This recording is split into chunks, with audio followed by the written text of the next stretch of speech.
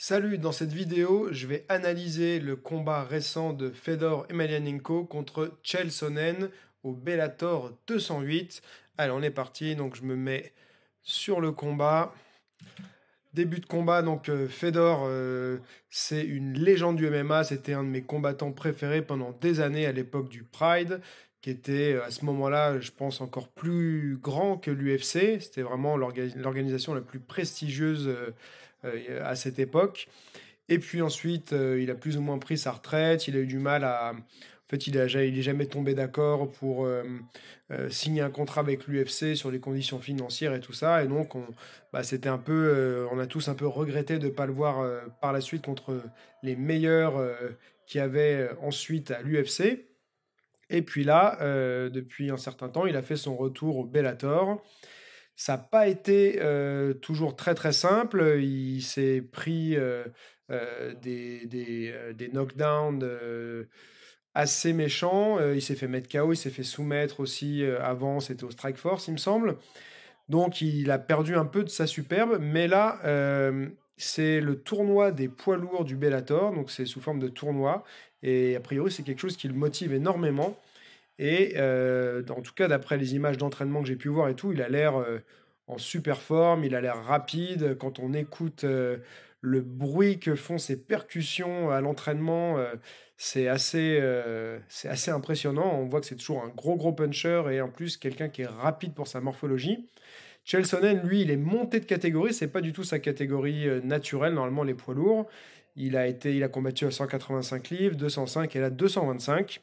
Donc on va voir ce qu'a Chael Sonnen pour lui en général, c'est une super bonne lutte. Il a un double leg qui passe hyper bien, alors que Fedor a plus un style judo puisqu'il est samboïste au niveau des projections. Mais ce qu'il a aussi beaucoup pour lui, c'est vraiment des frappes excellentes, aussi bien debout que en ground and pound, donc au sol. Donc là, les deux combattants, boum, premier échange et tout de suite, on voit Chael Sonnen qui se prend un knockdown. Donc on va revenir un peu sur cette action pour voir ce qui s'est passé. Il y a Chael Sonnen là qui va rentrer avec un gros cross, esquive ici de Fedor. Ensuite, on voit que Fedor, il va revenir directement avec un crochet. Boum, pointe du menton. Il essaye d'envoyer un overhand, mais on a Chael Sonnen qui est déjà en train de tomber. Il suit pour continuer en grand and pound, mais Chael Sonnen se protège un petit peu et Fedor a pas du tout envie d'aller au sol pour l'instant, on dirait. Et là, on voit Chael Sonnen qui recommence à la même action. C'est peut-être pas la meilleure idée, mais il a sans doute perdu un peu en lucidité de rentrer comme ça en cross. Bon, on sait que là, on voit les deux combattants sont en garde opposée, c'est-à-dire on a Chael qui est en gaucher et Fedor qui est en droitier. Donc souvent, on sait que le bras arrière, c'est une arme qu'on utilise beaucoup. Il sort quand même sa tête de l'axe, mais bon, il vient de se faire contrer méchamment sur cette action-là et il recommence. Boum, tentative là d'amener au sol, mais Fedor le stoppe très facilement. Il a toujours pas envie d'aller au sol. Il veut rester debout, Fedor. On voit qu'il est léger sur ses appuis. Même action, même entrée encore par Chael Sonnen. Là, les deux hommes clinch et Fedor joue un petit peu comme avec une poupée. Boum, il essaie d'envoyer des grosses frappes. Donc là, ça c'était magnifique. On revient. Donc là, on voit Chael Sonnen, ça clinch. Boum, on va mettre au ralenti. Là, ce qu'il est en train de faire, Chael Sonnen, c'est qu'il est en train d'essayer de prendre le dos pour ceinturer. Et là, on a Fedor qui voit qu'en fait, qu'essaye. Donc, ce qu'on fait en général sur ça, c'est que soit on va défendre la ceinture, soit on essaye de refaire face. Donc, il essaie de passer là son bras droit au-dessus de la tête de Chael Sonnen pour refaire face. Et ensuite, il voit qu'il n'y arrive pas. Donc là, il part en fait, je vais pas les termes techniques du judo, parce que j'ai pas fait de judo, mais il part en fait sur une projection, mais qui est sous une forme de roulade en quelque sorte. Là, ça c'est quelque chose qu'on voit pas souvent, qui est vraiment typique pour moi des judokas. Et c'est magnifique parce qu'il arrive directement en demi-garde, donc ce qui est une position idéale pour le grand and pound. Allez, on continue l'action. Et là, ce qui est super aussi, c'est qu'on voit il a un magnifique contrôle du poignet directement. Ça va vraiment gêner Chael Sonnen pour essayer de recomposer, de ne pas pouvoir servir de son bras, et ça protège aussi des frappes. Voilà. Parce que là, ce qu'il a fait tout de suite, Chael Sonnen, c'est pour empêcher, il essaye de garder Fedor près de lui pour qu'il ne puisse pas prendre de hauteur et de distance pour générer de la puissance dans ses frappes. Donc là, les deux hommes, voilà, il y a peut-être un début de tentative de clé de cheville sur Chelsonen. C'est pour ça que Fedor s'est relevé, il n'a pas voulu rester. Alors, on revient un petit peu sur cette action-là. Ce n'était pas magnifique, mais on voit que soit Chelsonen a été sonné, il n'est pas très stable, et derrière, il se voit dans une mauvaise position, et donc il repousse Fedor, qui n'était pas au top de sa stabilité non plus, mais en tout cas, ça lui permet de revenir debout. De toute façon, c'est ce que Fedor il veut. Hop, on envoie du bois, tous les deux. Là, Chel qui travaille un petit peu avec son jab, c'est déjà un peu mieux, je pense, d'essayer de construire ses attaques. Hop, tentative de double leg, boum, et low ankle pick. Donc ça, c'est génial. On voit pas ça non plus hyper souvent en MMA. Donc ce qu'il fait là, c'est qu'il part en fait sur un double leg. On va faire image par image. Et Fedor défend bien, il s'éloigne. Et donc là, il n'arrive pas à voir les deux jambes. Donc, logique, il va passer sur une seule jambe. En plus, souvent, c'est plus facile d'agir avec ses deux bras et son corps sur une jambe que d'affronter la force des deux jambes. Et donc là, on voit qu'il était assez bas. Bon, il est quasiment allongé par terre. Mais une fois qu'on est dans cette position, soit on se relève, soit on reste accroché. Mais une chose qui est très très dure à défendre, c'est ce qu'ils appellent en anglais le low ankle pick. Donc il va descendre jusqu'à la cheville, comme on voit là, et venir avec sa clavicule appuyer juste au-dessus. Et ça met une contrainte en fait sur la cheville. On a la jambe qui va se tendre. Voilà, comme ça. Et en général, c'est très très dur à contrer. Ce qu'on peut parfois faire si on a le temps, c'est de se tourner et retirer son pied, puis de s'en aller. Ok, donc là, hop. Chelsonen, il est en position latérale, il essaie de prendre le dos. Donc ça, c'est une belle action, mais il est un petit peu haut. Donc là, il faut faire attention. Ah, alors ça. Boum. Donc là, on peut se dire, mais qu'est-ce qu'il a foutu? En fait, ça, c'est une technique où on peut, en faisant ça, emmener la personne et se retrouver dans son dos, mais en étant soi-même dos au sol. Sauf que là, il était un peu haut, c'est certainement glissant. Et donc, il perd le contrôle. Et là, on voit tout de suite, ça c'est fatal, parce que on sait que Fedor, c'est un des plus dangereux en Grand Hand Pound. C'est quelqu'un qui génère énormément de puissance en Grand Hand Pound. Et donc là, ça va pas tarder. Hop, il évite. Il évite le pied. On va remettre doucement. Il évite le pied. Ça lui permet de préparer là en reculant son épaule droite. Et là, il envoie tout son poids. Boum! Et ça connecte. Ça, faut l'encaisser, c'est méchant. Et ça continue ensuite. Donc là, il se tourne, c'est une réaction naturelle. On prend un coup comme ça, on a envie que ça s'arrête. Alors, là, l'action ralentit un petit peu. On a Fedor qui est en side control, qui met des coups qui sont pas très très puissants, mais qui sont plus pour essayer de créer une réaction. Et puis rester actif aussi vis-à-vis de l'arbitre pour pas se faire relever. Là, il met la pression en crossface avec son avant-bras, ce qui est très désagréable. Et ça retire, quand on a la tête qui est moins mobile, ça retire une grosse capacité quand même de mouvement de l'ensemble du corps. Hop, passage. Hop, et il repart sur... Voilà, donc là, il fait ce dont je parlais tout à l'heure. Il a tenté à nouveau son low ankle pick, ou ankle pick, je ne sais plus si c'est ça exactement. Et là, cette fois, Fedor, il a eu le temps de tourner. Voilà, il est en train de tourner et il retire son pied. Boum. Voilà, c'est la meilleure solution quand on est dans le bon timing pour sortir de cette tentative.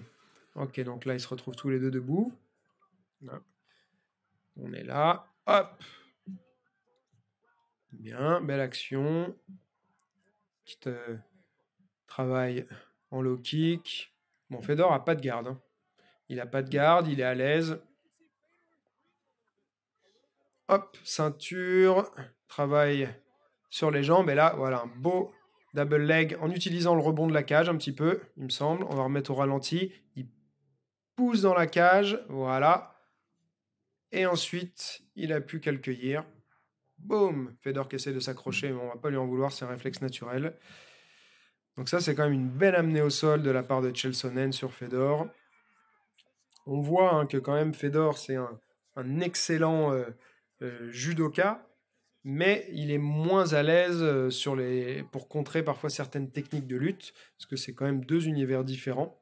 Et de la même manière que Chelsonen est moins efficace pour stopper les attaques de judo. Les deux ont forcément moins l'habitude voilà, d'avoir ce type d'attaque, parce que souvent, il s'entraîne. Chael Sonnen, il a fait beaucoup de luttes, donc il avait fait affaire il faisait face, je vais y arriver, à des lutteurs, et pareil pour Fedor, qui était compétiteur en sambo. Donc voilà, il a certainement rencontré des lutteurs, hein, et on avait vu avec Kevin Randleman, mais il s'était fait aussi projeter, même s'il avait réussi à revenir tout de suite. Donc là, Fedor, il le garde près de lui tout à l'heure, comme tout à l'heure Chael Sonnen pouvait faire. Il saisit au niveau de la tête et le bras en dessous pour éviter... Ouais, belle action pour éviter les frappes. Donc là, on a Chael Sonnen qui avait fait quelque chose de bien, hein. C'est-à-dire qu'il est là, il prend la position montée. Et là, tout de suite, on a Fedor qui est en train de ponter, donc lever ses hanches dans les airs, et qui pousse, voilà, qui fait une extension, et qui va réussir, pas facile, hein, mais qui va quand même réussir à sweeper, donc retourner Chael Sonnen. Donc là, il reprend une position avantageuse, surtout pour quelqu'un qui est bon en grand handpan comme lui. Chael Sonnen essaie de contrôler les bras, contrôler la tête, pour limiter les risques de grand handpan. Et Fedor n'a pas envie de continuer au sol, il se relève, boum, il le jette, pareil, là, la même action que tout à l'heure. On voit, il dégage le pied, et ça lui permet de générer la puissance. Boum, le grand handpan qui arrive. C'est méchant. Chael Sonnen, il s'enfuit comme il peut. Il repart en single. Et il continue à prendre, donc il n'arrive pas là. Et là, Fedor l'enchaîne. Ça va certainement s'arrêter là. Il se protège, mais s'il ne répond pas, l'arbitre va arrêter. Même s'il ne prend pas trop de coups, et voilà. Combat terminé. Donc domination quand même totale de Fedor et Emelianenko. Mais un beau combat. Malheureusement, dans les 10 premières secondes, il se prend déjà un knockdown. Donc forcément, il n'aura pas pu combattre, je pense, avec ses meilleures capacités. Parce que même si il a continué à combattre, quand on prend un knockdown comme ça, on sait qu'on perd en lucidité. Ça affecte le physique, ça affecte le cardio, et puis sa stratégie et les décisions qu'on prend comme ça, qui sont faites dans l'instant, sont parfois pas les meilleures décisions, parce que on n'est plus 100% lucide. En tout cas, c'était un super beau combat. Ça va être très intéressant de voir au prochain tour Fedor contre Ryan Bader, qui est un peu une sorte de Khabib Nurmagomedov en version poids lourd là. D'habitude, il est lourd-léger, qui arrive à amener les gens contre la cage, les contrôler et travailler en grand handpan. Et à chaque fois, l'adversaire a énormément de mal à se relever. Donc, on va voir s'il peut infliger ça à Fedor. Bien sûr, ce qu'il faut éviter, c'est les frappes terrifiantes de Fedor. C'est vraiment atypique, en fait, cette puissance qu'il arrive à générer. Et voilà. Donc pour moi, j'ai trouvé que c'était un beau combat. C'était un combat assez court, mais il y a pas mal de choses qui se sont passées. Et puis ça fait plaisir de voir Fedor qui gagne. Un petit peu le Fedor de l'époque du Pride. Toujours aussi percutant, avec d'aussi belles projections. Un peu de travail en grand handpan, mais là, clairement, je sais pas, peut-être qu'il redoutait des soumissions de Chael Sonnen. C'est pourtant pas le meilleur non plus dans ce domaine-là, mais il n'a pas voulu trop rester au sol en tout cas. Voilà, en tout cas, j'espère que cette vidéo t'a plu, cette petite analyse, hein, je l'ai fait en direct comme ça. J'espère que c'est un format qui te plaît. Si c'est le cas, dis-le moi dans les commentaires si tu as envie que je fasse ça pour des prochains combats. Et n'oublie pas le plus important, comme je dis toujours, celui qui croit savoir n'apprend plus, alors garde l'esprit ouvert.